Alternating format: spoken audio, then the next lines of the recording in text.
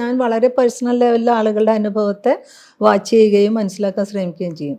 അപ്പോൾ പല സ്ത്രീകളും പല പൊസിഷൻ എടുക്കുന്നത് നമുക്ക് തോന്നും, അയ്യോ ഇവരെല്ലാം പാട്രിയാർക്കിനെ അടിയിൽ അല്ലെങ്കിൽ അവരെ സറണ്ടർ ചെയ്തിട്ട് നിൽക്കണം. പക്ഷെ ആ പൊസിഷൻ പലപ്പോഴും അത് സറണ്ടർ ചെയ്യുന്നതിൻ്റെ അല്ല, ഈ പറഞ്ഞ കമ്പാഷനും എമ്പതിയും കൂടിയാണ്.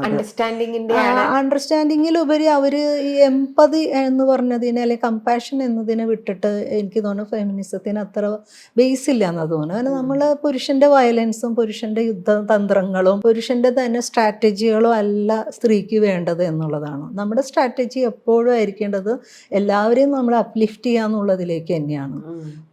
അതുകൊണ്ട് തന്നെ എനിക്ക് തോന്നുന്നു ഏറ്റവും പ്യൂറസ്റ്റുള്ള ഫോമിലുള്ള മനുഷ്യാവസ്ഥകളെ കൊണ്ടുപോകാനുള്ള ഒരു ത്രാണി നമുക്കാണ് കൂടുതലെന്നാണ് ഞാൻ വിചാരിക്കുന്നത്. അപ്പൊ അത് പറഞ്ഞു കഴിഞ്ഞാൽ ചിലപ്പോൾ നല്ല അടി കിട്ടും നമുക്ക്. കാരണം നമ്മൾ ഇതുമാതിരി അത് മെയിൽ പ്ലീസിങ് ആണ് ആ ഡയലോഗ് എന്ന് തോന്നിപ്പോകും.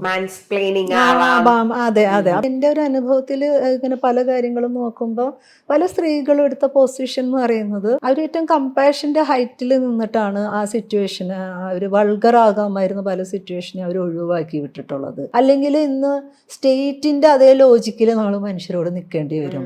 സ്റ്റേറ്റിന് ആകെ അത്രയേ ഉള്ളൂ, കുറ്റവും തെറ്റ് ശിക്ഷ.